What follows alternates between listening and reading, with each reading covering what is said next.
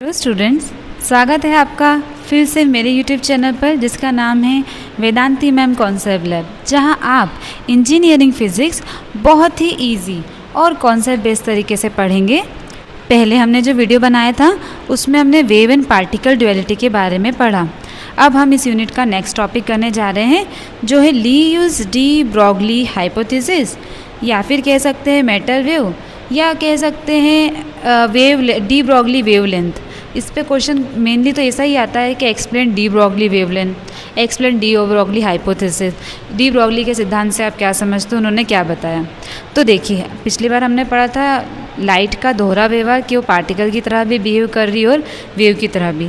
इस पर de Broglie ने क्या कहा, according to de Broglie hypothesis a moving particle is associated with wave.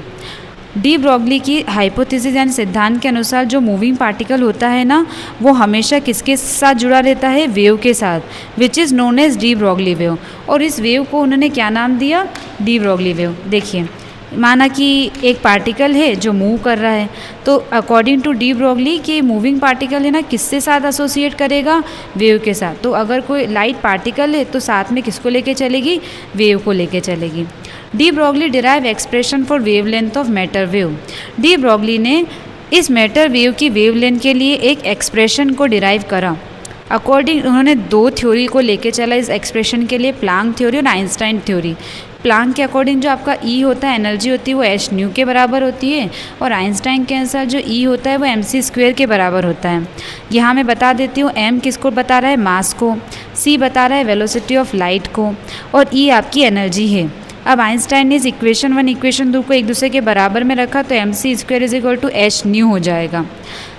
M c square is equal to h new.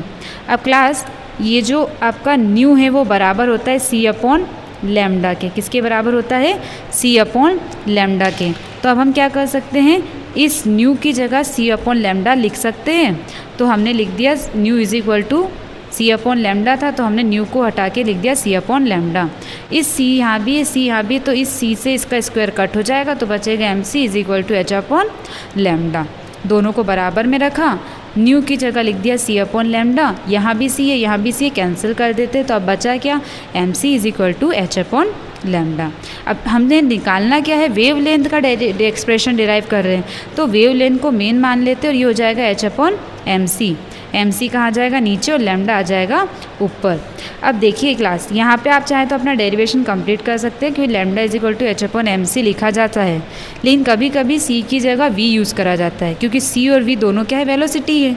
तो सी को हटा के आप वी मेंशन कर सकते हैं। तो नॉर्मली जब आप लैम्डा इज इक्वल टू लिखते तो लिखते lambda is equal to H upon m we.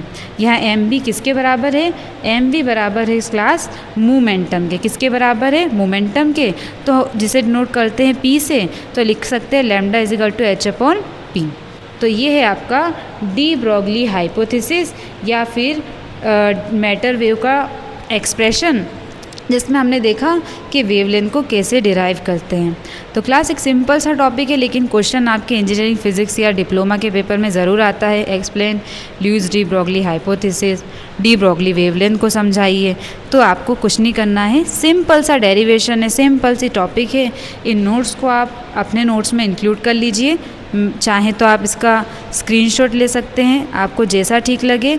तो यहाँ पे हमारी यूनिट 1 का सेकंड टॉपिक कंप्लीट हो चुका है, जो है डी ब्रॉगली हाइपोथेसिस। ठीक है क्लास, तो हमारी यूनिट 1 का ये सेकंड टॉपिक कंप्लीट होता है। अभी मैं इस वीडियो को यहीं रोकती हूँ। अब हम यूनिट 1 के इंजीनियरिंग फिजिक्स के नेक्स्ट टॉपिक को देखेंगे, जो है wave function and it's property. तो अगर आपको मेरा ये वीडियो पसंद आया है तो मेरे वीडियो को लाइक और चैनल को सब्सक्राइब ज़रूर करिएगा। चलिए स्टूडेंट्स, अब मिलते हैं नेक्स्ट वीडियो में।